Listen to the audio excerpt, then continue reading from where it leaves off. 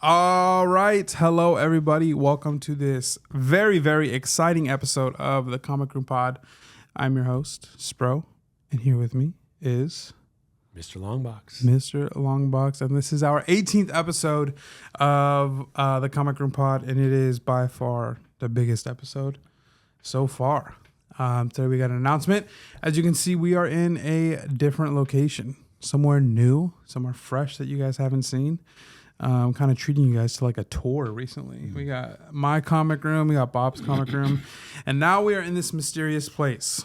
So I've teased this announcement for a week or two now.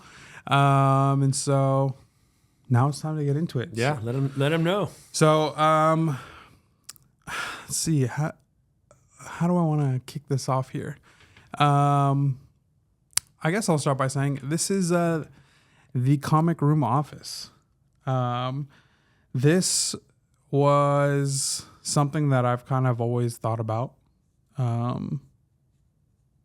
And this being having a place to sell and deal. Mm-hmm. So I've been buying collections for quite some time, maybe about a year and a half. And I haven't moved them. I've just kind of been holding on to them.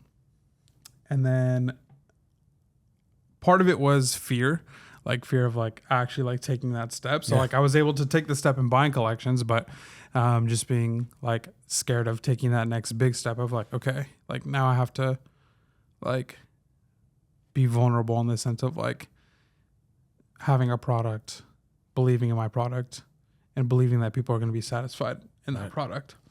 And so I kind of just wrestled with it in my head for a while. And then if you guys saw the video, the trade for the FF5, I was just talking with Chris, and Chris invited me down to his office space. Yeah. And he said, hey, we can meet up here. We can do the trade and we can do the interview there. So we drove down there, and Mr. Longbox was there. He was quiet in the background, but he came with me, and yeah, Chris gave us a tour of his little office space, and it was sweet. Yeah. It wasn't anything fancy. It wasn't crazy, but it was a really nice little space. And I just kind of asked him what got him in here. And yeah, he pretty much broke it down that like these office spaces, these like commercial office spaces are like desperate for people.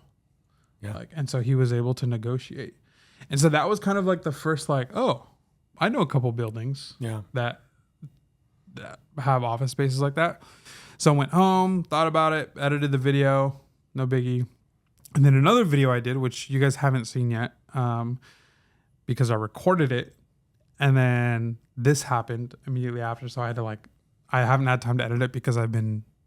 Yeah, you've been in here building. I've been in here like building out this office. So hopefully in the next, I'll say 2 weeks, hopefully I can have that video out. But I interviewed another comic book shop owner. The title of that video is going to be, I haven't decided, it's between one or two things, but it's essentially of like the importance of the LCS. He's not a new comic book week LCS guy, but he's probably got some of the best back issues in the whole LA area. Yeah, definitely. Yeah. He does some new issues. It's not he doesn't prefer to do it. Yeah. But sadly, a lot of the other shops in his area have gone out. Mm-hmm. And so he's kind of, the burden has been placed on him to to take on new comic books stores. So I basically went, talked with him, asked him how he came up, asked him like, hey, you're in a city that has seen like 2 or 3 comic shops die. One of them or another one has like completely revamped. How are you staying alive? That was pretty much like my question. But leading up to that question, I asked him and tried to get to know like how did you start and how did you get to like where you are today? Right. And he told me he started literally in a shack that was up the road from where he's at now. And then he said he just pretty much climbed there. So I took that information of like, okay, he's working out of a shack, and then the information of Jaws Comics just being a little office space. And I was like, well, let me just see what it's like in my area to get into an office space. So I hit up a couple locations. This one was the most appealing for various reasons, and they were negotiable. and I got a really good price coming in here. And so I said, you know what? Time to just send it. Yeah, send it. Time to Get your bread up. Yeah, exactly. Time to break through that mental wall that like seemed impossible to get through. But yes, we did it. And I mean, I'd say in God's providence, the same day that I signed the lease to this place, you guys see some books behind us. There's some really nice books. I got hit up about this collection. Yeah. From a buddy who bought this collection and basically needed to move it fast. And so he gave me a really, really good price on a lot of this stuff. And this is just a fraction. Yeah. And this isn't even like the good stuff. The good stuff. Yeah, it looks pretty good to me. Yeah, I mean, this is good stuff. Don't get me wrong. But when you see what comes back from CGC, you're gonna be like, "Wow, that wasn't the good stuff." Yeah, it was crazy, and it was like the buy that just kept happening because it would come in waves. Like you'd get a text and say, "Hey, I've got some." The first text was like, "Hey, I've got I got some keys. Are you interested?" Yeah, and then you bought a portion. You bought I bought the whole whatever thing. he had, Yeah. and then a few days later, it was like, hey, well, I've got more, and this must have happened. I don't know, 4, 5, 6 times, whatever, because you kept texting me saying, I just bought another batch, and it was like you said, providence. Like it was just, nothing forces a commitment than when you have to you're putting your money out, and you realize, okay, well, we're doing this, and so I mean, you had this space, and then suddenly. The first question was, well, how do I fill it with things to sell? Was answered before you really even had a chance to ask it. Yeah. Which is amazing. Yeah, exactly. Yeah, that was that was the scary thing too, is like, okay, I have a collection that'll last me maybe 1 or 2 claim sales. It's nothing crazy, but it's like it'll be a decent claim sale. It's not going to be like a, wow, this guy's got crazy stuff. Like it would have been an okay one. But this, like when I have some stuff lined up to do live sales and stuff. This stuff is going to be good. And this stuff is going to go. So yeah, and I mean, it still hasn't stopped. I thought I put that, what's that commercial where he like slams the duct tape onto the water hole, the infomercial thing. I thought I stopped. I thought I plugged the hole, but I mean, he just keeps, he's going through, he's doing his diligence with his collection, and he's getting his money out of it, and he's giving it to me at a percentage where I can also make money out of it. So, even on some books, if it's like, I break even or lose money, like, doesn't matter. Yeah, there's some to have inventory like this.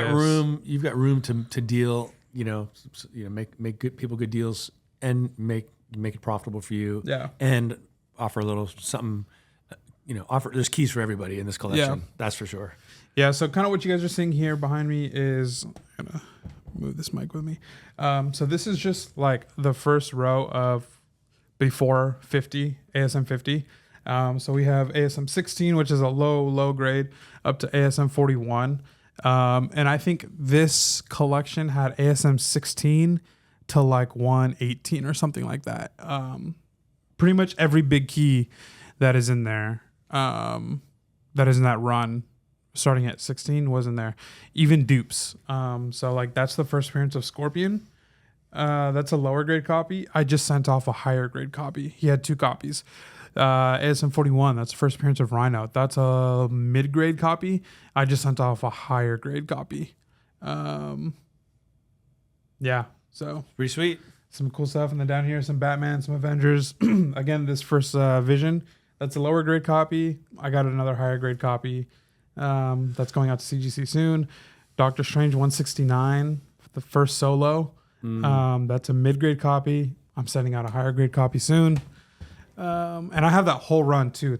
Like this guy, whoever this collection was bought from, he was a run collector. He was collecting runs in the 60s, like, which is crazy. He must have owned a time machine. He went back in time and knew that was what was needed. Yeah, no kidding. That's why he started collecting comics at ASM 16 and went all the way through to the Bronze Age. down here. I don't know if any cameras can see it. Oh yeah, scoot back a little bit. Yeah, there you go. We got some FF starts at FF20, and that goes to like FF120, I think, with the first Black Panther, all the big ones. That Molecule Man is a beater, like a true beater. But that book right there, we haven't done this in a while. I think we stopped it, and then I'm thinking about bringing it back to the podcast once a month. But we do our what do we call it? Sleepers and head scratchers. Yeah, sleepers and head scratchers.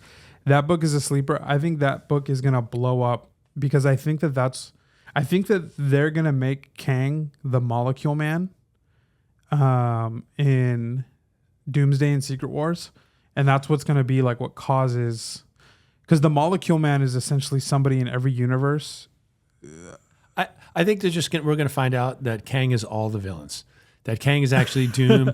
Kang is the Red Ghost. Kang is even Lex Luthor. Kang is Marvel and DC. But I think Molecule Man is somebody that exists in like every version of the universe and is just like a ticking time bomb.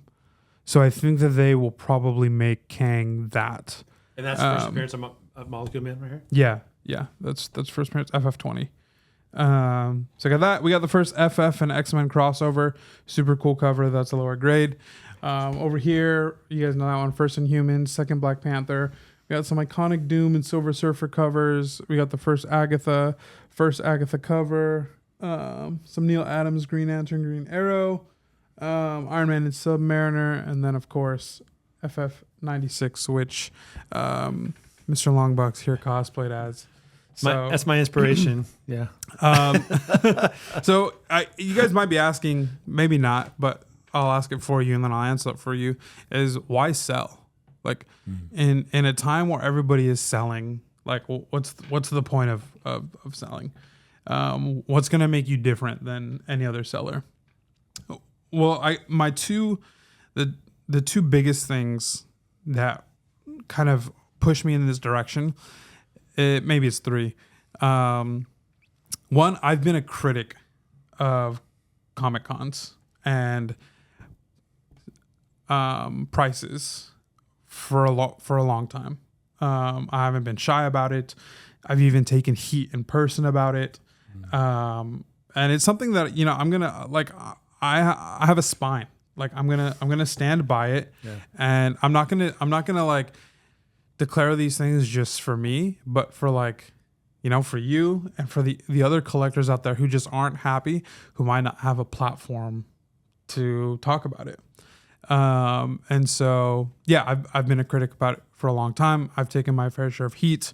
It is what it is. Some people in like the comments of those videos, some collectors, they don't care about the prices, they buy, and that's fine. Other collectors share similar sentiments. Yep. And yeah, that's great. I'm glad that like we're kind of seeing the tomfoolery for what it is. And so that's one reason is I've been a critic, and I can't just be a critic. Like I can't just like criticize something for so long and not offer a solution. Right. And so this is part of me offering a solution.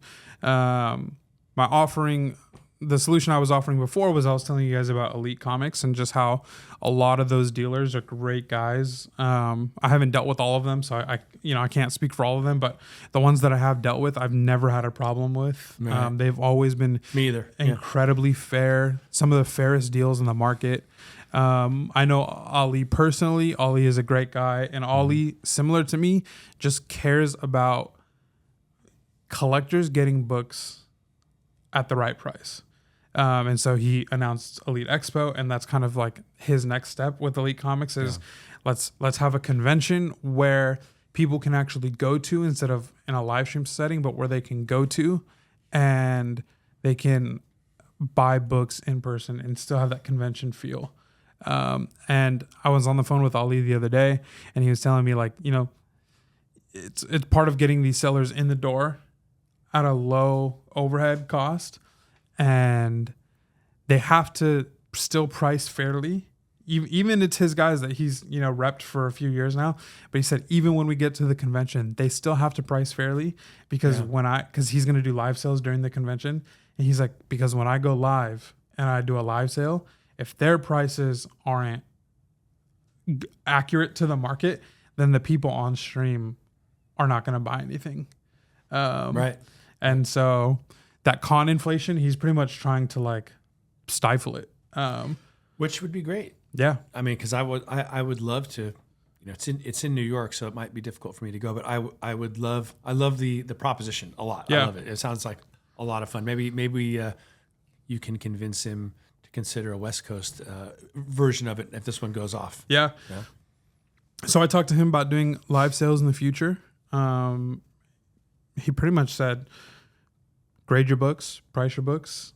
Once you do that, hit me back up. He gave me like the full rundown and yeah, he just said, when you got that done, then we can lock something in. And I was like, sure, give me a couple weeks. Told him I got some stuff at CGC. I'm just waiting to come back and then be good to go. So it'll be an elite claim sale. Yeah. Nice. And that partnering with them is also like me continuing to be like, hey, I believe in these guys and what they do. Yeah. So there's that as the whole offering people good prices. And another thing is, this is something that I feel like we've experienced, but we don't talk about as much. And maybe you guys have experienced it. But people don't pay for collections. They try to or books. You've brought books to conventions. Oh, no. I've brought books to collections. That just ended up being a waste of time. Yeah. Yeah, it's a big waste of time. And they want absolute bottom dollar for they want to pay you the least amount possible for your book. I've done it at comic shops, I've done it at conventions, and it's just like, what's the least that I could offer you is pretty much like what it feels like every single time. And so I really want to reward collectors for their years of collecting. Now, that doesn't mean that I'm looking to buy books at fair market value. Well, no, you can't. You can't, or else this is going under really quickly.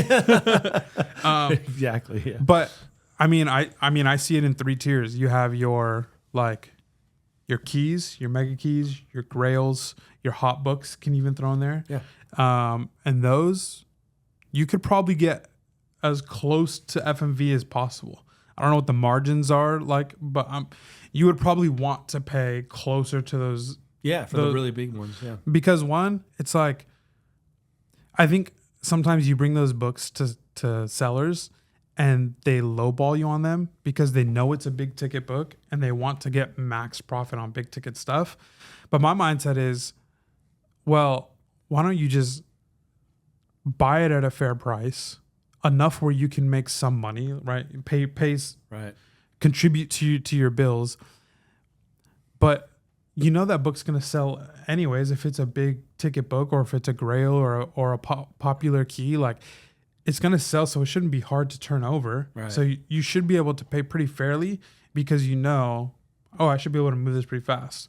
So there's that. And then the second tier would be like kind of maybe like your Captain Marvel 1s, Daredevil 183s, where it's like they're not like the most desired keys in the world, but they are like, they might sit for a couple live sales, but they'll go. So you might have to have a little bit wider of a margin on that because it's a book that might sit for a little bit longer than, let's say, like an ASM 33 or ASM 20. Like those books will move a lot quicker. So you're gonna have a different margin on that book because hey, this might sit on my stock for a little bit longer. And then your last tier is just kind of like your the right book for the right buyer books. Right. That you may carry it for a while because it's not something everybody wants all the time. But you'll come across that guy who's filling that run and he'll buy them all one day. Right. It's like, hey, I can buy this from you, but it's it's going to be collecting dust the same way it's collecting dust for you. Someone who's looking for Dazzler 10 through 22. Right. Yeah, exactly. Yeah, books like that. Fill that run. Yeah, exactly. And then I guess you're like super last year's like actual dollar bin books, which you probably wouldn't be interested in. Yeah. So that's kind of like how I see it. And I feel like that's not how sellers see it. Sellers always see it as like, what's the most amount of money? What's the least amount of money that I can pay to make the most amount of money possible? It shouldn't work, because if you're someone who's going up to a dealer with a major key, you know, that's a big dollar book. You have options to sell it because it's of its nature. You will be able to sell it. So when a dealer offers you pennies on the dollar, you should walk away. But sometimes they just don't know any better and they'll do it.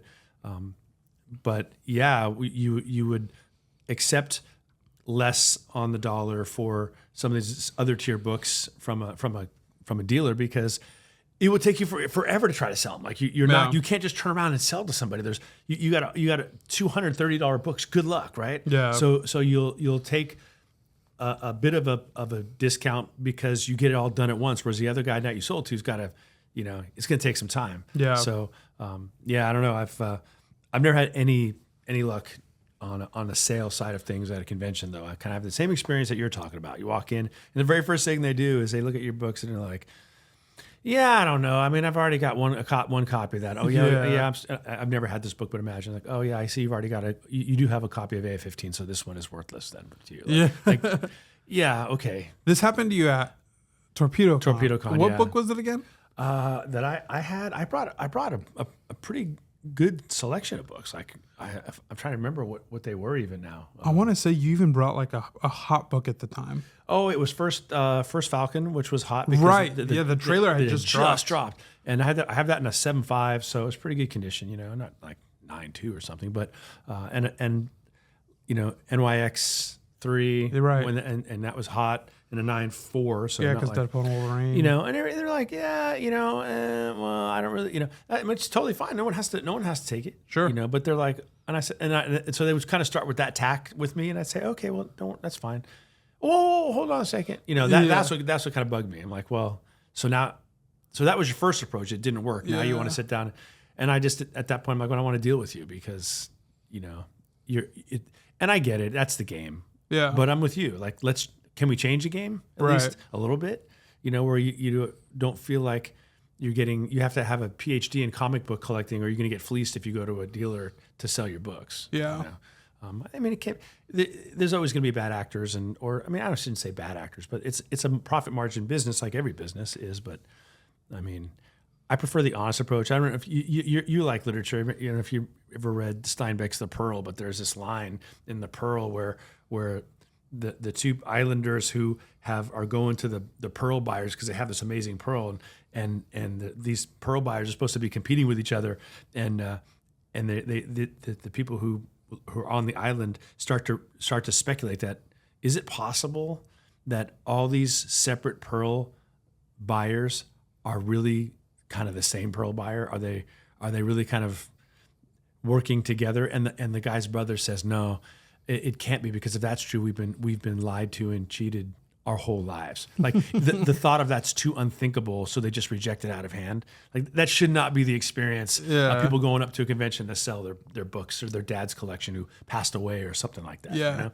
Yeah. And I remember that you telling me about that kind of interaction at Torpedo, and that whole mentality of like, oh well, I already have like a couple of these books.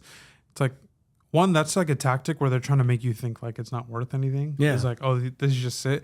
But two, for people who do know what those books are, it's like, why is that book sitting? You can move that book so easy. Like, why do you have two of them sitting? Move them. Yeah. Like, that's not a hard book to move. Right. Move it. Make your profit. If you make a little less, then move three of them. Right. And then you still have made the same. Yeah, exactly. And so they're trying to like, they're probably trying to test your. That's probably what it is. Yeah, is absolutely. To test to see where your knowledge is at. Yeah. But I mean, you weren't falling for it. No, so as soon as you're ready to walk away. And somebody who really likes that game might really enjoy that and dig in and and hang out and do the whole thing for 20 minutes and then feel good about it. I'm just not feeling it. Like I don't want that. I'm much more like, let's be straight with each other, honest, and let's just get this deal done, and then I'll go off and buy some more books. Yeah, exactly. Yeah. So I'm not interested in that. I mean, I'm not a perfect person either. So, and I know that I don't know, you're perfect. Right? and I know this opens me up to a lot of like vulnerabilities.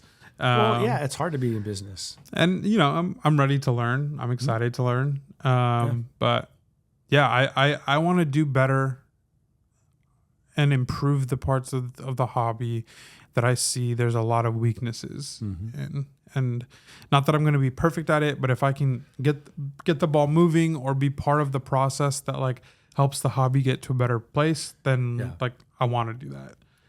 Well, you'll be another dealer in the elite under the, you know, I would say under the elite umbrella, or at least selling through elite, that, you know, as they all have is integrity. Like you're a man of integrity, and that I would say that about everybody I've ever bought from on elite. That, you know, and elite itself, they're all, you know, that's kind of like, you don't get in the door if that's not who you are, you know, and so you're going to fit right in with that, you know, with that ethos of what we all experience on Instagram, which is so great. You know?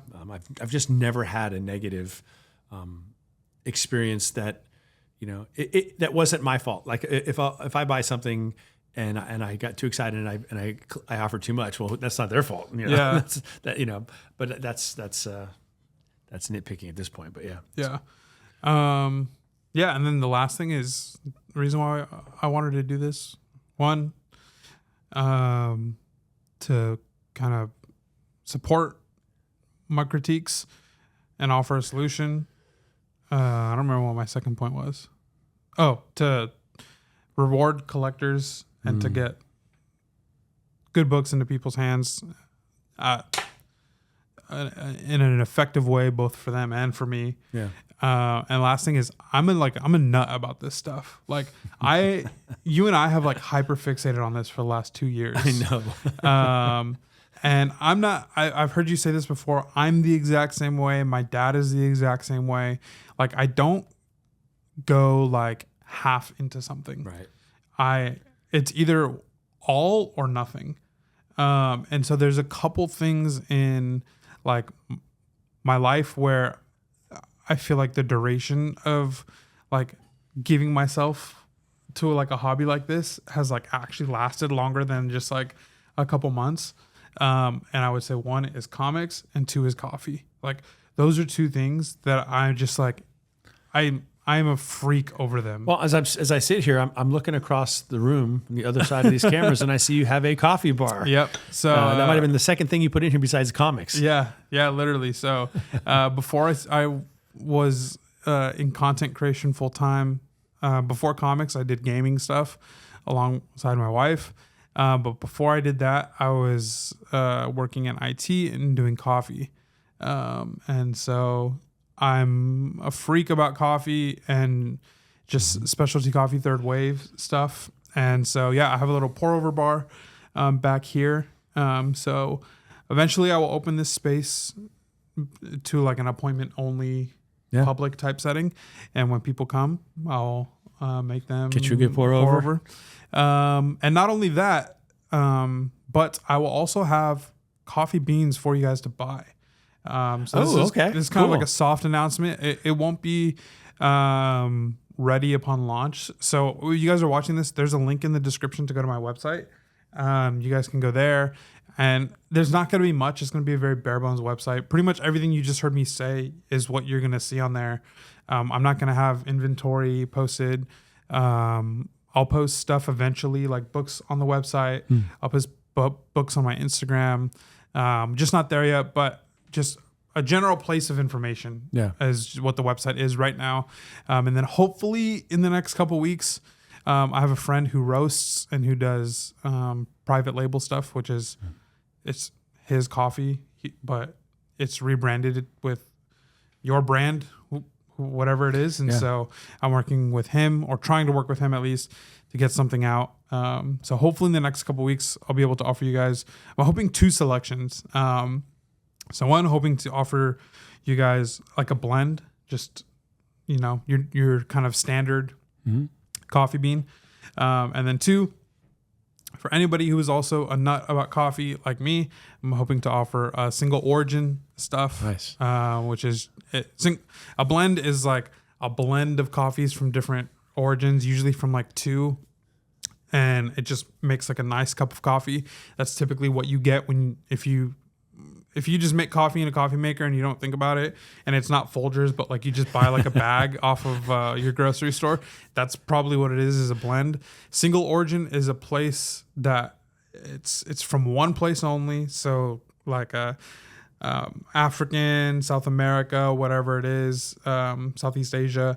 It's from one country within those regions with a specific process in its farming, and then roasted very specific to that process and to the region that it comes from. So hopefully I'm going to be able to offer you guys one single origin option and one blend option. So I think you should do an option, call it the dollar bin drip. And the dollar bin drip would be coffee that's filtered through pages of comic books from the 90s where they printed 1 million copies and nobody bought them. And you're recycling the old paper. You might get a little ink in your flavor in there, but I'm no, but see, I can't even joke about this with you because we're talking coffee, which is a very serious subject.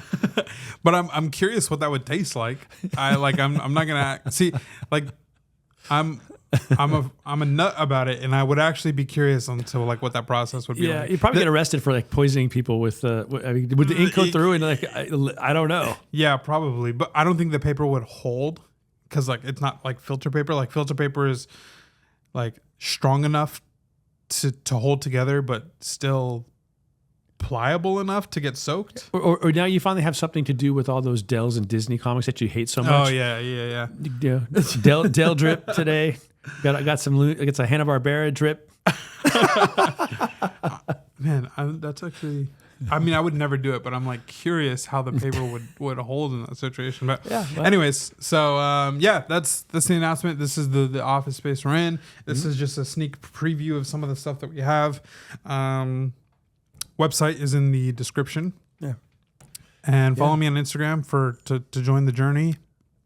And you should document this. Are you gonna do a little Yeah, I've been recording some stuff. Okay, cool. But I've just been so focused on like building everything and like getting it all like literally building the shelves, building the furniture, building the whole thing, designing it, the office space. I think I'm gonna rent this the one next door, and I'm gonna like move like an indoor jacuzzi in there and like a disco ball, and then so the place to unwind after the busy day. Yeah, and then your jacuzzi breaks, leaks through, and ruins all my comics. All right, 2 doors down. But yeah, so if it's I don't know what I was going to say there, but welcome to the enterprise. Yeah, right. So congratulations. Let us know what you guys think about this new kind of setting too. We're thinking maybe this could be the kind of future permanent home of the podcast. Yeah. So let us know. Yeah. Interested to hear you guys' thoughts on how everything looks and sounds. Yeah. But all right, let's move on. Let me just pick a book here to do my show and tell off of. What do I got here?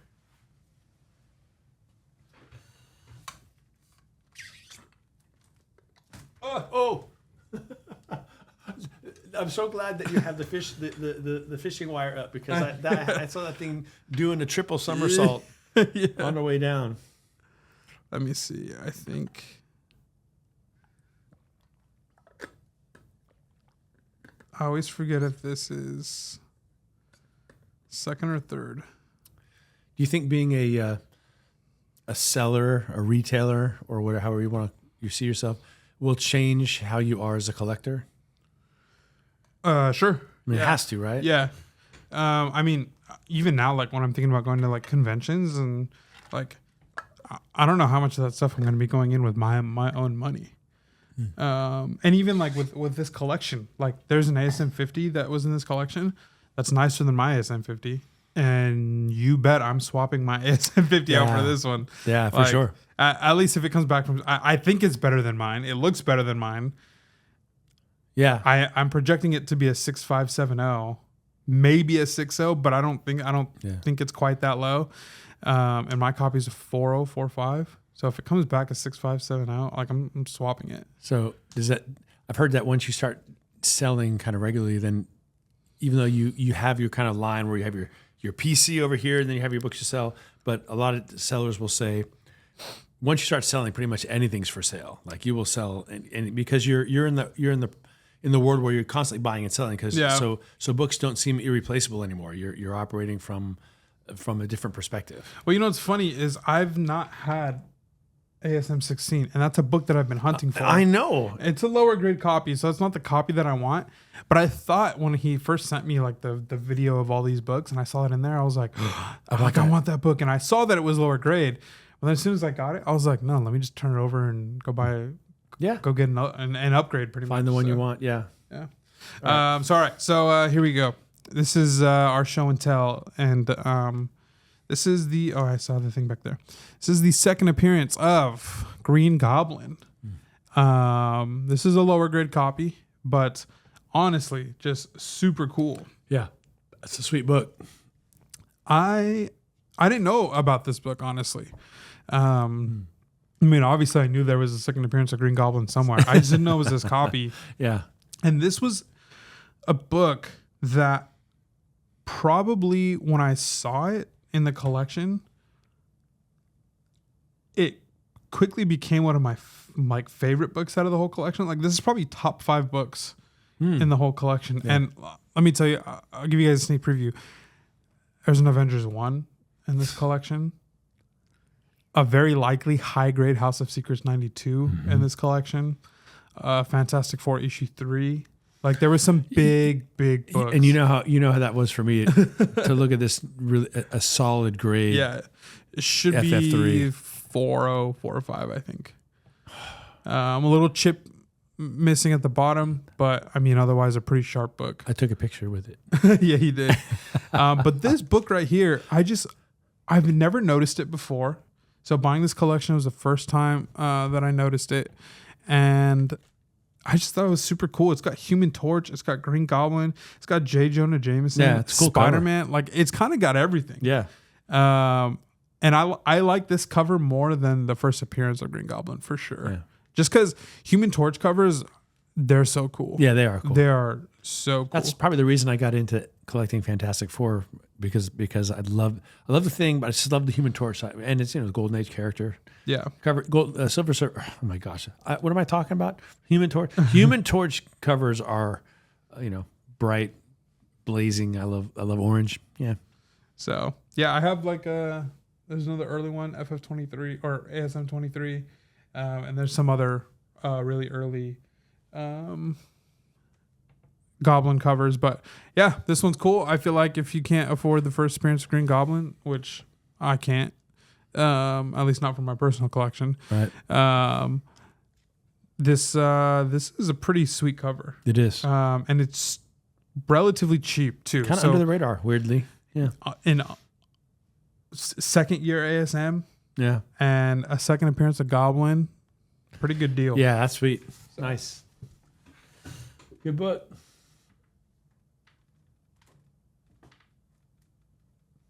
Okay, my turn. This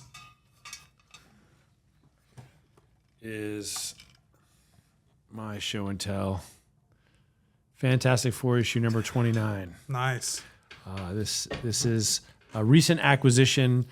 Did actually get it on an elite claim sale, and got it back from CGC about maybe 2 weeks ago or a week ago. I'm not even sure when that came in, but a week, 2 weeks ago. This is one of my favorite Fantastic Four covers. It may be my favorite Fantastic Four cover, actually. Yeah. I have at my work office a poster of this cover, and I had this book once upon a time in my collection. Sold it. It was not in this grade. This is 8.0 with off-white to white pages. I'll buy. I would buy it just for the cover alone. It's a gorgeous cover. But it also is the first cover appearance of the Watcher, which I don't know. Everybody collects different things and into different things, but I think the first cover appearances are worth getting. They're worth collecting, and they don't typically come at too high of a premium. Some characters do more than others. I'd love to get the first cover appearance of Catwoman, for example, but that's Tech 122. So yeah, good luck to me on that. But first cover appearance of the Watcher, the Watcher's first appearance is FF13, but that the Watcher doesn't really appear, obviously not on the cover, but that is so cool. And it's kind of like that Titanic cover that I know that you like, which is the thing behind it. I love the way Kirby does the stars and all these different colors back there, and you'll notice that also in what's the Doom cover that we've been talking about, the FF. No, I think it's like FF18, or it's Doom looking at them on a computer screen, and then 23. Yeah, 23, and there's a little section of 23 that has the cosmos like that, and it looks just like this. So I just love that look. I was hoping it would come back at least to 7.0. Wow. 8.0 is, I didn't think it was going to come back at 8.0. Like I thought maybe 7.5, and then I hoped maybe it'll be an 8.0. I knew it couldn't be an 8.5 because an 8.5 means that you're really not seeing any visible, like real visible defects. There's a few little ticks here and there, but an 8.0. This book came out in 1964. I mean, sweet book. What was it sold to you as? It was like 7.5, I think it was. Like a 7. It was like 7 to 8 was how it was presented, which again speaks to what I was talking about. The sellers on these claim sales. Is it 7.8? Yes, no, 7 to 8. Oh, yeah, 7, 8. They undergrade the raw books. And that's what it came back. Is where sometimes you'll see on claim sales, someone will say, "Well, this is an 8.0, but if it wasn't for this tear right here, it'd be a 10." So or we really think you have a chance to improve this to an 8.5 if you crack it, and that's all well and good, but you got to sell it and talk about the grade that it is. Yeah. So I bought this book kind of the opposite of that. So the price I paid, I don't remember, but it was less than it would have cost if I bought a graded 8.0. So a custom label. Really happy to get this back in my collection. And I love 8.0s. 8.0s and above make me happy. Interesting. I once put a claim in on an 8.5 copy of this.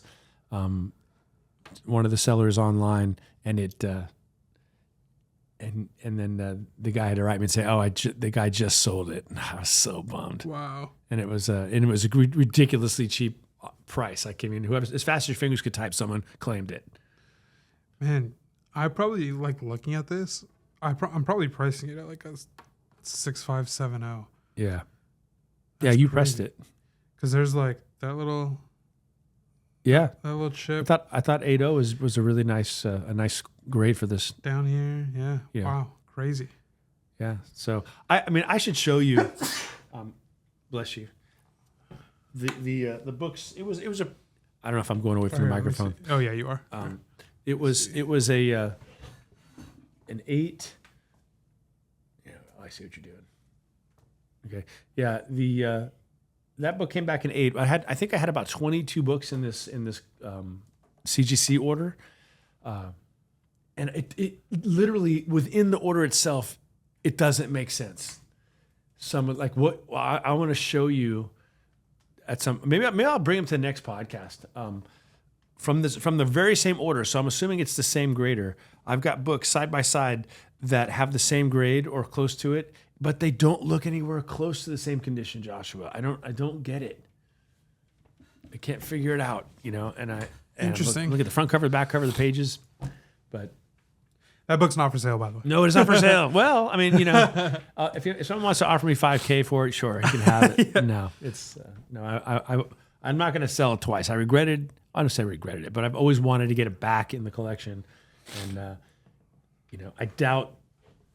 I mean, I'm satisfied with the 8.0, so I don't think I'm going to look to sell that and upgrade to a 9.0. 8.0 is great for that book.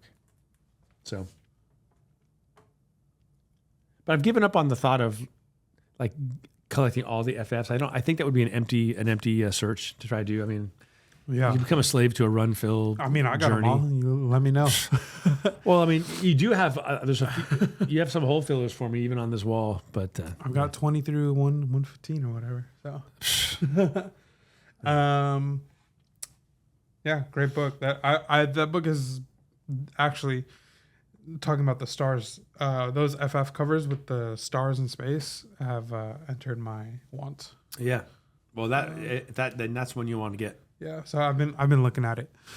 All right, next we'll talk about Agatha coming up, but before then, we have some sad news.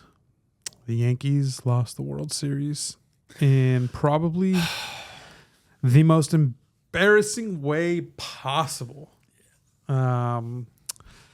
Last week we recorded on Saturday, which we don't normally do. Today's all Saturday, but it's the way things go sometimes. And the Yankees had lost game 1 in a brutal fashion. Epically brutal. A game they shouldn't have lost. A game that Nestor Cortez should never have been put in because he hadn't pitched in over a month because he was injured. It was his first time seeing the mound after an injury. Aaron Boone thought that this was the right guy. He's rolling up Nestor Cortez and Tim Hill at the same time. Like, you're really rolling the dice, yeah. But like with Tim Hill, it's like he's a sidearm pitcher. He's been pretty good in the postseason so far.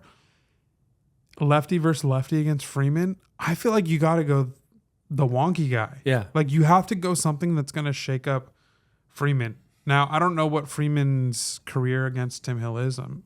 He probably rakes off him anyways, but I don't know. He's tough against lefties.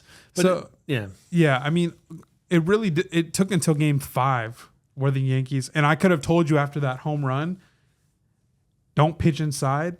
But for 3 more games, they were like, "Oh, let's throw inside. Surely he's going to miss this time." No, he continued to hit 3 more home runs. He's two things. First, game 1 shouldn't have gone to extra innings. No, what we got in game 1 was a preview of what was going to basically be the story of the series. One, obviously, it would be Freeman's red hot bat, and the other would be the Yankees defense, just atrocious. They shouldn't have gone to extra innings. Should have won that game. Should have been won. What is it? 3-2. That should have been the score. And okay, Freeman. He hadn't been hot getting into the World Series. He clobbers that one grand slam, epic moment. And then he comes back the next game, hits another home run, and then the next game hits another first inning home run. And at that point, I'm on a rant. I'm saying, do the Yankees really want to win? Like, has baseball gotten that soft? Like, I'm not. And Freddie Freeman's like one of the nicest guys in baseball, right? So I'm not saying anything against Freddie Freeman, but if I'm Boone, I'm telling my starting pitcher, this first pitch better put Freeman on his back. Like, I'm not saying hit him. I mean, come up and in and make him know you're in the fight, because they never did it. They never made him uncomfortable at the plate and continued to throw him meatballs. And what do you know? He hit another first inning home run in game 4. Yeah. I mean, so that to me, I felt like, any old school baseball fans probably we're thinking the same thing. Why is Freddie Freeman not being pitched inside, like off the plate? Like he does not stand on the plate, but he strides in, right? Yeah. Just one time, make him uncomfortable. Put it in his head like you're not just going to let him sit there and tee off on you. Yeah. But yeah, if he's looking for an inside pitch, give him an inside pitch. Yeah. Like, give him a close one. But it took until game 5 when Cole was throwing for them to finally go outside. And it was like, he grounded him out or flew him out in the first inning. And then when the atrocious 5th inning was going on, he was throwing outside, but he couldn't make anything land. So then he was like, well, no, I think he had 2 strikes on him. Yeah, it was a 1-2 pitch. Yeah, and then he was like, let's go inside for whatever reason. And then they did, and lo and behold, he hits it. It's like, dude, just throw it in the dirt, throw it outside.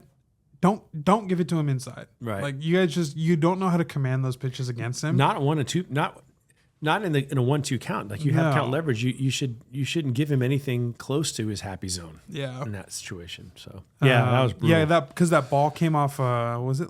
He left I think he left an off-speed pitch hanging a little bit, and that was a ball. And I think they just like panicked and they were like, "Oh my gosh, we're losing the count." And then I think that's when they threw it inside. But fifth inning, that apparently, from what I've seen on Twitter, was Judge's first error of the whole season, which makes it hurt even more. Like, I don't know what happened there. Every decision made by the defense on that in that inning was wrong. They didn't make a single good decision except for Volpe fielding the last ball and touching second. That was the only right decision made. They were mental errors, really. Other than that, like Cole had to dice up 2 batters himself. Yeah. And just, I mean, Rizzo, like, field through the. That's the first thing. I played high school baseball for a couple years, and then I moved on to high school golf. The first thing you learn in fielding, field through the ball. Unless it's coming like a hot shot at you, like, then at that point, I mean, you're kind of just reacting and like catching the ball.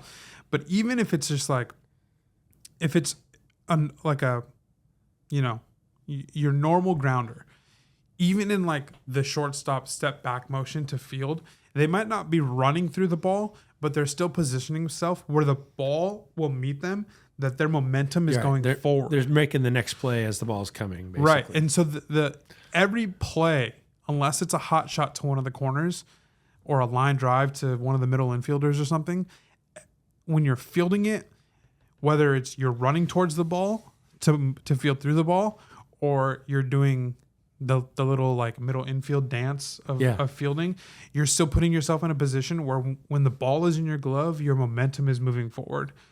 Rizzo on a pretty slow roller, like it took a couple hops to get there. He's open-bodied, fielding it.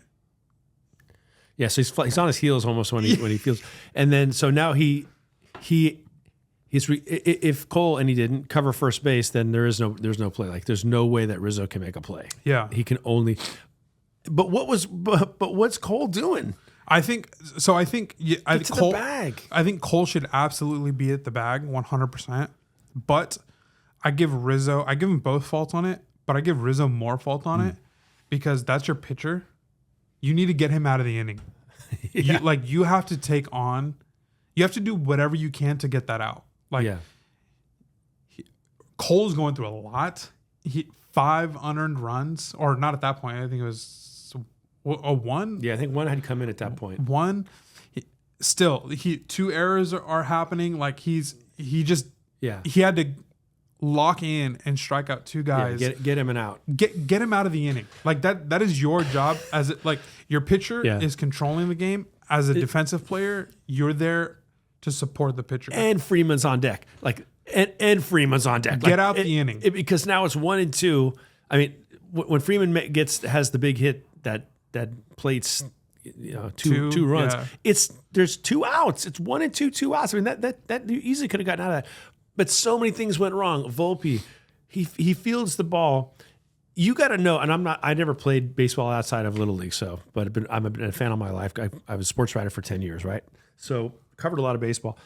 When you are a shortstop in a situation where you got runners on base, you have to already know in your mind what you're going to do in every single situation. In that situation, what does the situation dictate? It dictates get an out. Right? Yeah. It's 5-0. Get an out. You do not worry about getting the lead runner. You would trade a run for an out. You're up 5 runs in the 5th inning of the World Series. You should not have tried to it was a bad throw to third, so it was a physical error, but the mental error was really what set up the physical error. Get the ball. I don't know if you could have gotten the guy at second. I'm not sure. I have to look at it.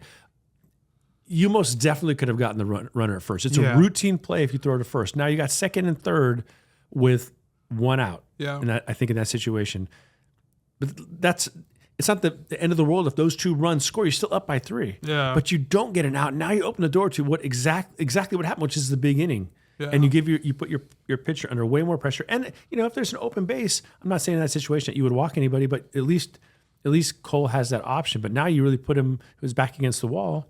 Because, I mean, okay, get the lead, get the guy at first. And then if you want to walk Freeman, walk him. Yeah. Or actually, I don't even, I have to go back. I'm mixing up how many outs were and all that. Because I don't think Freeman was coming up at that point. Because when Freeman came up, there were 2 outs.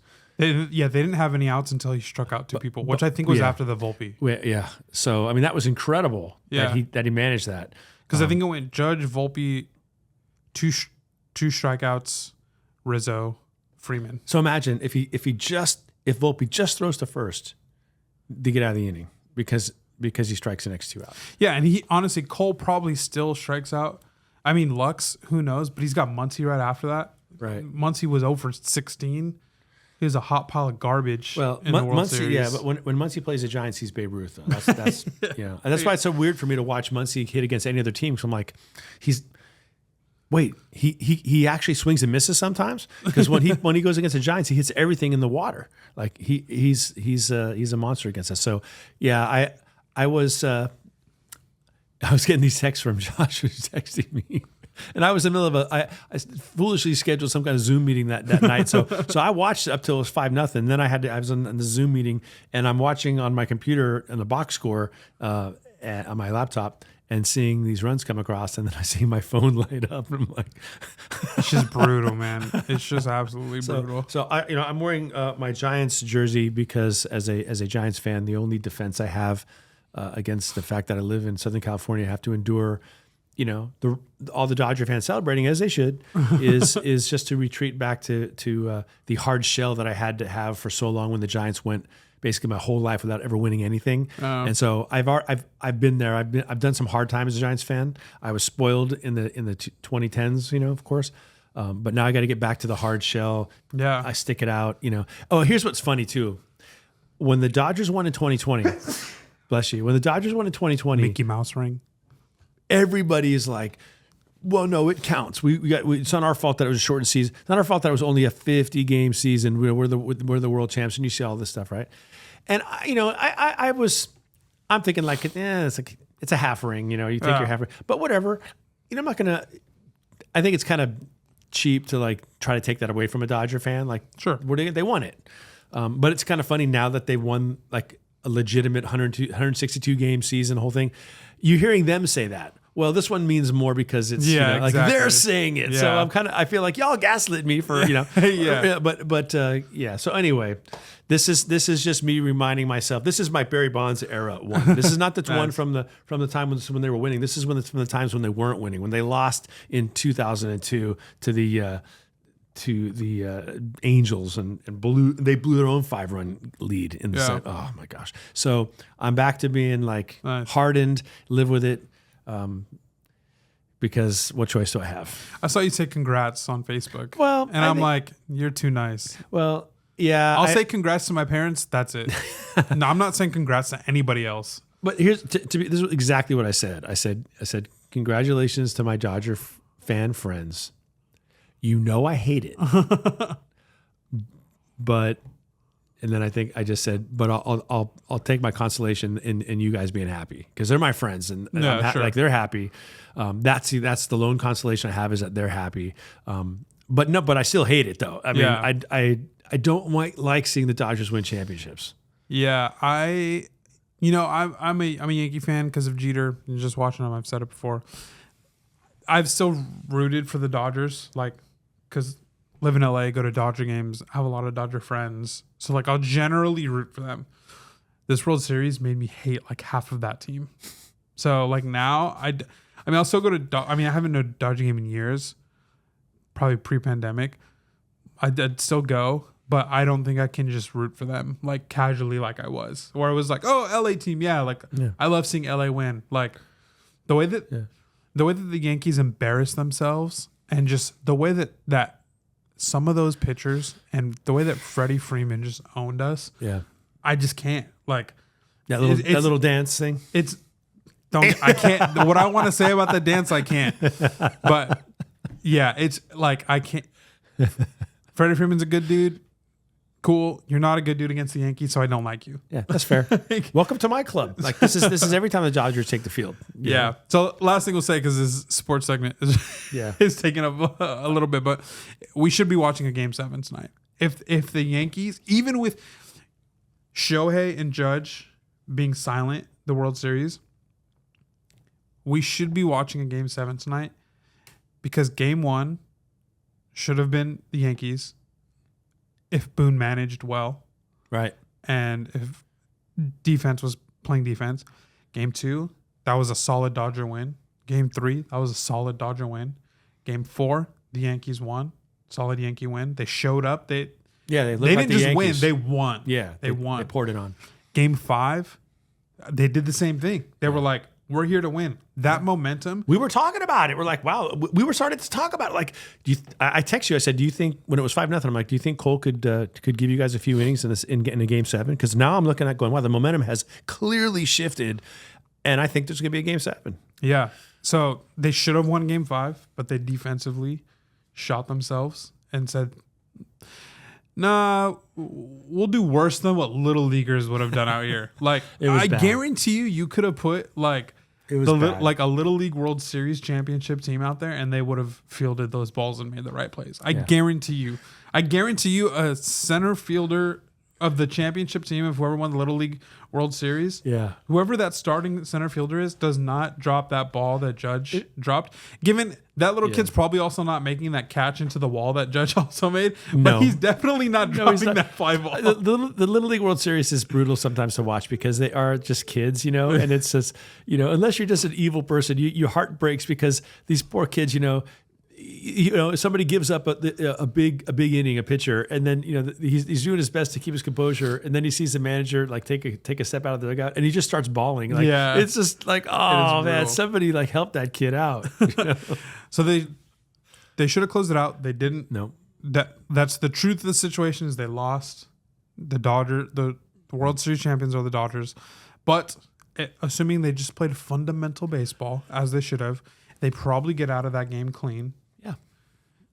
You go into Game 6. I think we probably lose Game 6 against Yamamoto, assuming Yamamoto does what he did against us like he did Game 2. Yeah, he was good. And then we probably go into a Game 7 where it's Buehler. All hands on deck. And maybe Rodon or Louis Gill looked pretty good. Louis Gill, he's young. I think he's got a bright future. He does a lot of walks. So I think if he gets his control back, I don't know what would have happened in Game 7, but I think it probably would have gone 7. It would have been great. It's baseball. It's what happens. If you don't know how to play fundamental defense, you're not going to win. We'll get him next year. Yeah. All right. Now that that's over, sorry for that, but it's the World Series. Okay. Yeah. We'll put the bookmark on the YouTube. If you don't want to hear about sports, you can just skip right past. Yeah. So, one last sports thing. Last week the NBA season started. Both of our teams were undefeated. And we said, we'll see who's still undefeated. Your team lost the very next game. Yep. My team won the next game, but then lost the 2 after that. Yep. I think they're 4-2 now. Yep. And my team is 4-1, but playing Houston tonight. So that'll be a tough one. Probably going to be 4-2 tomorrow. Yeah. LeBron almost had his first ever double digit scoring game the other night. He barely got into the like 10 or 12 or whatever it was. He's donezo. It's time to retire. Okay, Agatha. Did you finish it? I did. All right. Yeah. Last 2 episodes. What do you think? I was disappointed with the end. Not because I thought Darren's hair right here. Oh, okay. Yeah. I think the twist was lame, in my opinion. I thought the twist was lame because it was not earned at all. Like they tried to like. Let's show you a few things where we gave you guys clues where Agatha's like, you Maximovs have a tell, or that wasn't good enough. Like this was not the Sixth Sense where you went, oh, I really should have caught that. That's so cool. It wasn't that at all. Do I care that it had a real twist or not a good twist, bad twist? No, I don't. I just don't. What bugged me is the feeling like you needed to do a twist to make it good. Like just do a clean, solid ending. And so I just didn't feel satisfied with the way it ended. Like, okay, so Agatha's a ghost now, and they're going to go and they're going to find Quicksilver. Okay, find his brother. All right. Is that really it though? Like, I don't know. And I don't know what I wanted exactly, but I just didn't feel like my response at the end was kind of a meh with episode 9, I guess. Yeah. I thought episode 8 was great. I loved it. And I thought episode 9 was good, but I just didn't like banking everything on the twist to make it so interesting. Like, so what if like, I don't even know what it means exactly. So there was no road, and it was Billy's, and Billy's created it somehow, but the other witches didn't know, but she did. And oh, by the way, it didn't matter because everybody, they would have died anyway. So, yeah, that's my thoughts, if that makes any sense. It's kind of funny, again, because I think I disagree with you, but I also somewhat agree with you in the sense that the title of the show is wrong. It wasn't Agatha all along. It was not Agatha all along. It was Wiccan all along. It changed it to Billy all along. Yeah, it had nothing to do with Agatha by the end. No. Like, it really, like, it was... The twist was that Agatha was fooled. Like, that... Yeah. And she was a good mom. Yeah. We'll get into that in a second. But, yeah, the twist... I liked the twist a little bit. Well, I guess now we can get into the Nicholas Scratch stuff. So, were they implying that Nicholas was created from scratch? I don't know. I all they said was that she was Agatha saying that she didn't. I don't think that he. I think he was created in the same way all babies are created, but I think that she didn't whisper any incantations over him to. Maybe that's what witches do to give their, to give their babies a leg up or something. Who knows? In this case, she didn't interfere with his gestation and up to birth. That's the way I took it, but I don't know. You took it maybe some other way. Yeah, I think the implication was that she, like by some spell or something, created him in her womb. Interesting. And that's why death comes after him. And why she's like I have to do this. Oh yeah, like he wasn't conceived. Yeah. What's his name? Harry Chapin came to the world in the usual way. Yeah. So I think it was that she messed with the natural order. Creation of life and how that happens. And I think that's why death kind of comes knocking on the door, and that's why she says, "Oh, just give me like time." And she's like, "All I can promise is like I can do it later, but it has to happen." And she does say, Death says to Agatha later, like, "You've been given something that no one's ever been given. Like I made an exception for you." Is essentially what she tells she tells Agatha. I don't know why. There's a sense that, well, if we do a twist and we trick the audience, that's going to make it all have meaning. It's like it had meaning already. Whether, like, does it really matter if it's in Billy's head? Let's define the twist real quick, just to make sure you and I are on the same page. So, What was at least your perception? My perception of the twist is that there was the Witch's Road was a pure creation of Billy Maximoff. That there really was there was no Witch's Road. It was all an illusion, in the same way that Wanda's whole town was an illusion. Yeah. Okay. Yeah. Agree. So I did like the fact that, to add on to that twist, that has been her like serial killer lore. That's like, that was cool. Like that part of the twist was very believable. I like that. Yeah. And I like how that just adds to like people still thinking the Witch's Road is real, but then like everybody knowing that she's like a serial killer, right? And like she's killed all these witches, and then just to take their power, right? Yeah, yes. Just to take their power, and then the reveal that like she's literally nothing more than a murderer. And hungry for power because there is no Witch's Road. Like I like that aspect of it. I did too. Like Nicholas Scratch essentially like creates the song type thing, and then together they like go scam the world, the witching world. Yeah, there never was a Witch's Road. So because of that, Agatha clearly knows that the Witch's Road from the very beginning can't be real because there isn't one. So I will say that was cool. I did like that part. Yeah. Like when they went back and showed through time her scamming these other witches into attacking her, which she tried to do in, I think, episode 2. of Agatha all along. So that was cool. So she knew going down that thing, this is not actually the witch's road. What are we doing here? What is this thing? Yeah. Well, I think she was like, it must have just been confusing because it's like, she thought she invented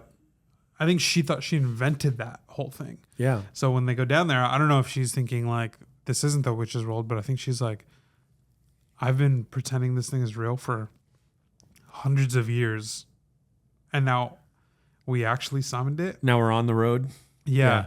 And so I think like, I did notice her like how passive she was like during all the trials. Like she was always like, oh, like, you know, let Billy like kind of like take lead and like let the other ones make decisions. And she was always like very hands off. And I think like when you look back, like I never like thought much of it, but I didn't notice how passive she was in those situations. So maybe you're helping me understand it more. So when in all those trials that they escape by the skin of their teeth, basically, they were always going to escape because Billy wasn't going to, like, in the end, Billy was orchestrating everything, whether he knew he was or not. Like they weren't going to not go on to the next trial because it's what Billy wanted to happen. Yes, but I don't know that I think also in him not knowing what was happening, that's also why there's deaths. Like, because if it was up to Billy, I don't think anybody would have died. Right, because he's like, did I kill them? Yeah. That was a cool moment. Yeah. And she's like, well, I mean, Lilia wanted to die. Yeah. Like she was ready. So, you know, and then we get a little bit of the, I forget her name also, but the protection witch, you know, whose mom is the singer. We get that moment separate from when Holly's with Death and Death says, and that was a great line when she says, I want more time. This is all I get. And she goes, if I had a nickel. That was I laughed out loud with that. But then when she says, well, I just now got my powers back. I want to, you know, and she said, she figured out her purpose. You're a protection witch and you died protecting somebody. So that kind of fits in with how Lilia died in a sense, like, well, you did fulfill your purpose and you had that.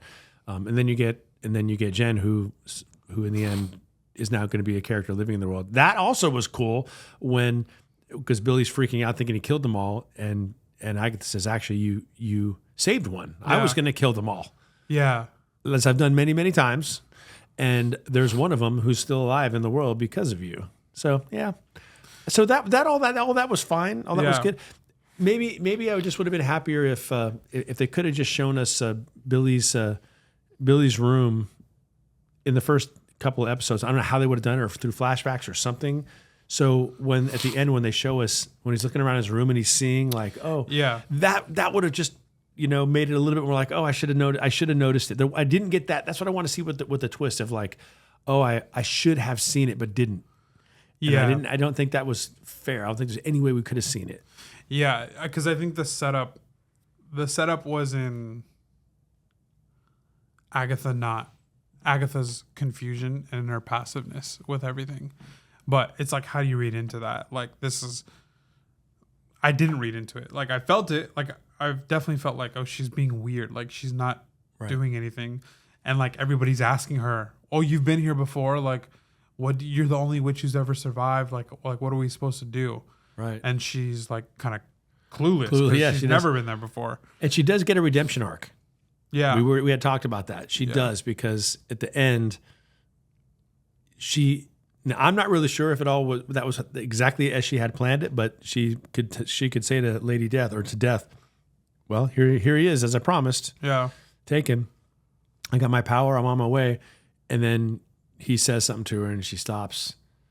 And at that point, she makes the choice to go ahead and die instead of him, you know, which you know, is lessened by the fact that she comes back as a ghost.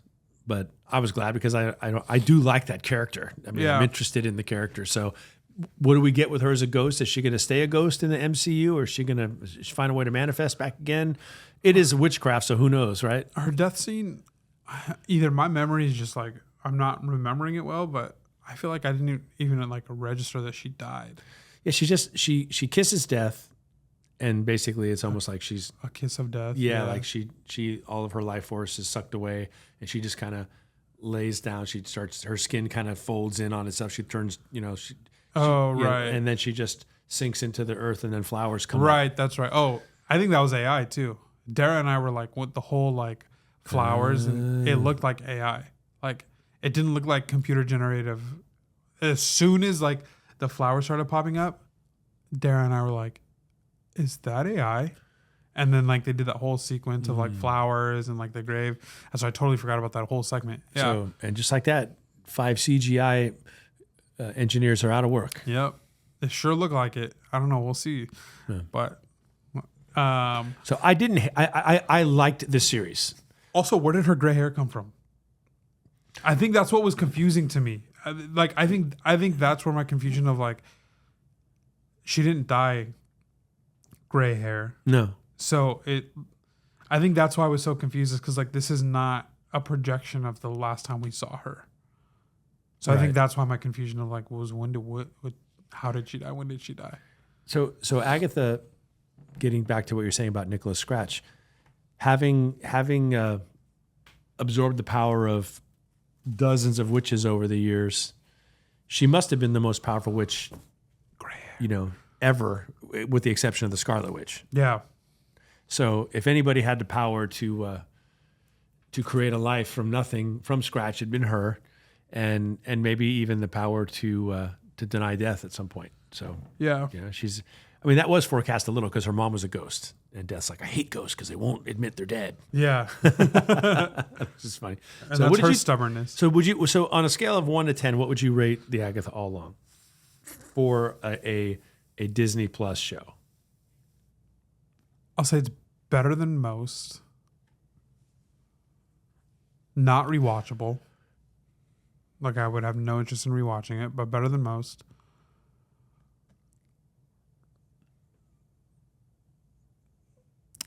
Yeah, 7.5. Okay. Yeah, I was thinking like 6.5, 7, somewhere in that range. Yeah. I don't think I could put it into an 8 or higher, just because. And I've said this, and I'm like not trying to be mean, but I just am not convinced by Joe Locke's acting. Yeah. Especially in those last 2 episodes. Like it just was, I was like literally, Dara and I were literally laughing at some of his performances. Like it was just, I don't know if it's just because like we knew we were at the end, and it was just like, it didn't get any better. And that's why we're laughing. It's just like, hey, it is what it is. But yeah, just not being convinced. And I get it. It's hard. It's one of his first, he's jumping into a world that's massive. Yeah. That has rock star actors and actresses. He's performing side by side other incredible actors who have been, who are seasoned, and like the actress for Jennifer Kale, she's an SNL alum. So it's like, think what you want about SNL, but it takes an immense amount of skill to be on that show. Mm-hmm. Improv, and just so much that it takes to do a show like that, as successful and big as SNL is. Lilia, I don't know her, I can't remember her actual name. A Broadway actress who's she's been around. Yeah, very popular. Catherine Hahn, who kills it on like Step Brothers comedy side of things, to even some of the serious moments of WandaVision and this. It's a completely different art to perform in broken segments when they in between when they say action and cut. Yeah. And they say, oh, do it again, and then oh, do it again, versus when you're in the middle of a fluid scene on stage. It's nothing. They're not the same at all. Yeah. So I'm like, I was in a few. I'm not an actor. Okay, I don't even play an actor on TV. But I was in like the junior high plays as a kid. Those were fun and everything. And I've also been on sets where I've been asked to read parts and do stuff because we make films at my university, And I'm horrible. Like, it's laughable. Like, I think this can't be that hard. I mean, just pretend to be this thing. Yeah. But with all the lights are on you, and they're like, okay, action, and it just and then you start to say, oh, stop, hold on a second, we got to change the lighting, and then you okay, start it again. It's just not even. I don't know how. I'm in awe of the ability to do that consistently well. But this kid. You say it was his first time doing? It's like his second. Yeah, that's second actual acting, not like stage. That reminds me of something. This is not even on the agenda for today, but I have Hollywood connections. Yeah. Not like but I know people who know people. Like Brad Pitt, George Clooney. Yeah, they come over for New Year's Eve and stuff. Yeah. That's where New Year's Eve was at my house, and they didn't miss it for the world. I might have been in bed by 11. No, but one of my friends, one of my colleagues, knows someone who's working on the Spider-Man Noir series. Oh, cool! Now we got some some leaked footage already, so we've seen the costume. It looks pretty cool. We talked about Nick Cage a bit last time. And shout out to the guy who said he likes Nicolas Cage. He countered me because I like him too. Yeah. And by the way, I saw a movie of his just last night called. I'll remember in a second. It's about Dream Scenario. That's the name of the movie. Oh, the one I mentioned last week. He was amazing. I heard that was really good. That was such a cool concept of a movie. I thought it was really interesting. But anyway, back to the Spider-Man Noir. What my friend has learned, and he told me, and this is okay to say because no one's going to care about this leak, but this isn't even a leak really, but the scripts apparently for the show are awesome. Like it's going to be really good. So I'm like, oh, that's kind of good to know. Let me just how much for Spider-Man Noir 1? $500 in a 9.8. I'm like, well, okay. So the thing with good scripts is specifically with a guy like Nick Cage for me. Shout out the guy who, Oscar nominee, whatever. His voice. He's the Marlon Brando of his time. His voice is like nails on a chalkboard to me. Uh-huh. I don't know. I just can't. I like him best in comedies. It works. His voice seems to work really well in comedies. It's like a meme. Like I just think of like National Treasure and like how much of a meme so many of those like clips have come to be. So I think that's just like what's happened. Maybe I need to watch Dream Scenario because I've heard good things about it. You should. You'll like it. Peggy Sue Got Married is where I think his voice is at its ultimate Nicolas Cage-ish voice, like the kind that you're describing. The hi, Peggy's my wife. Yeah, but it's like, what happened to us, Peg?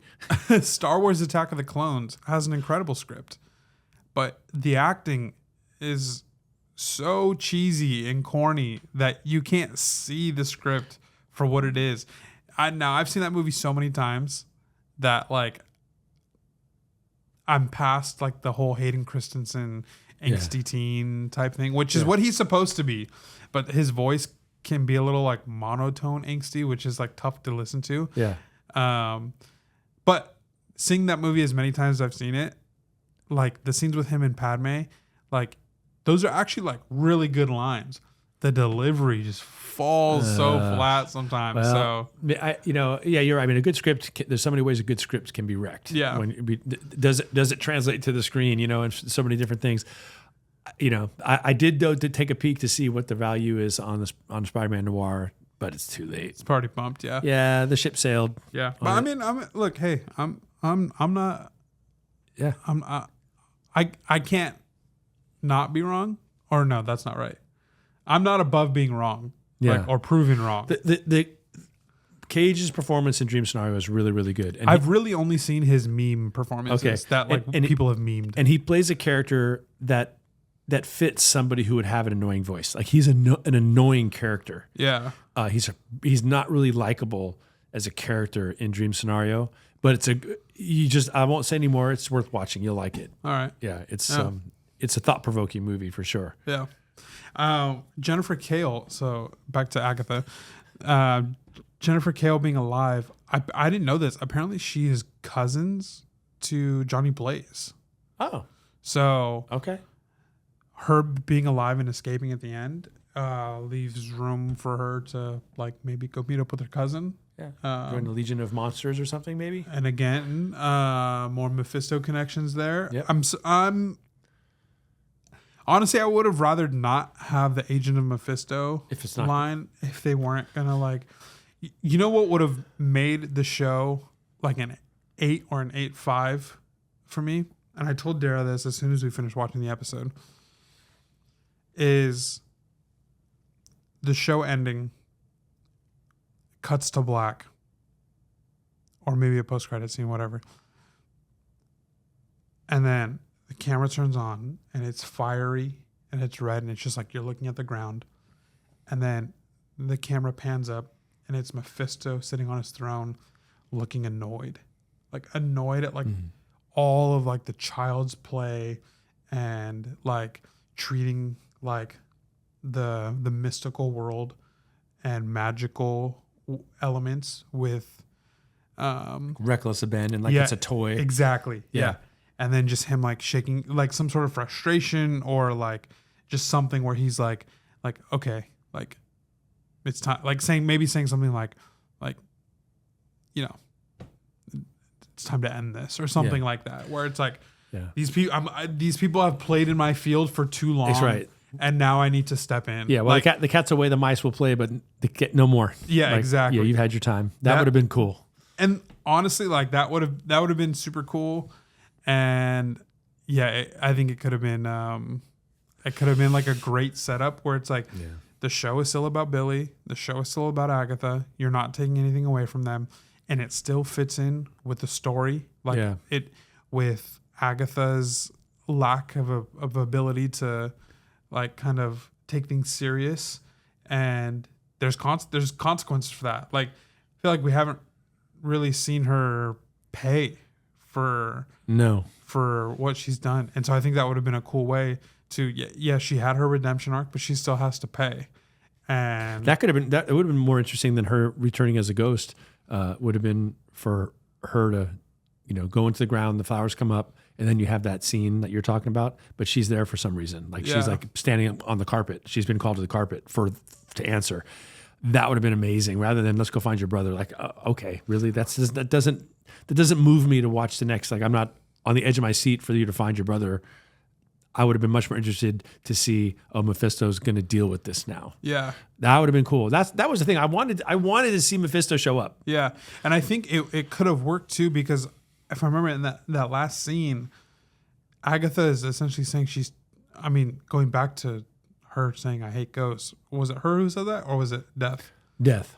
I think it still could have been like going off of that statement, because obviously now she's rejecting it, and maybe she does have a fear of Mephisto, and that's why she's not going down to death. Maybe I think she said didn't she say something like she's not ready to see Nicholas or like face Nicholas? What she said was, I'm not ready to face him. Right. She didn't say who him was. Yeah. And it didn't make any sense that it would be Nicholas, because she didn't do anything to be ashamed of. Yeah. She was a good mother. She didn't. So I don't know that him means Nicholas at all. Yeah. So maybe it does mean, it could mean either Mephisto or Nicholas. Because if she thought she was going to see her son, I think she'd be eager to do so. Yeah. But I hadn't thought about that. That would have see.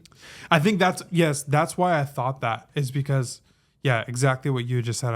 I'm not ready to face him, and I turned to Dara and I was like, Mephisto, and she was like, maybe Nicholas, and I was like, I guess it could be either. And then when the show ended, I was like, they should have had a scene that's like a close up on Mephisto's face, or like something where it's like he's tired of like them playing in his like world, and just treating it like it's nothing. But we need to get you on the script. Let's go. We need to get in touch with these. But the whole like, I'm not ready to face him. That's like one of those like, it leaves it so open ended, right? That it's like it can mean anything. Like, and sometimes it's like that's what these like Marvel movies like suffer from, is like it can mean anything, and it's so open ended. And so the next show or the next director, writer that's picking up this story is probably not going to be Jack Schaefer. It's going to be somebody else. And so they can do whatever they want with that statement. Yeah. They can tee them up. Yeah, they can either ignore it. They can define him as something totally different than Mephisto Right. And Nicholas Scratch, they could make it mean Nicholas Scratch, they can make it mean Mephisto. But I think if you have that statement, you're already thinking like, oh, who's she talking about? And then you end the show with just like a 5-second scene of just like a look of disgust on Mephisto's face. I waited around. I waited I know. all the way to the end because I thought the tone of this show I felt like it required it. Like it would have fit, right? For something to pop up at the end, like coming out of a Jack in the Box. Like I want that. It's Halloween. Let me have it. And it just ended. I'm like, oh, what? Come on. Yeah. But bravo to the show for being better than what a lot of people feared it was going to be because coming out of kind of a slump for Marvel. I think this was a good step in the right direction. They didn't botch the show. I think there's a lot more interest in this character than there used to be. So that FF94 behind you is going to be worth more than it was before the start of the series, and the FF101 or 115, 110, the first cover appearance of Agatha Harkness. That's an undervalued book. So. Yeah. So I also didn't like Wiccan's final hero fit. What is it called? Suit. I didn't like his final suit. Yeah. I didn't. It looked like I've seen cosplays better than. I've seen Wiccan cosplays look better than that. I thought I was watching Tron. So Twitter is kind of funny. Twitter, I think generally Twitter didn't like it either.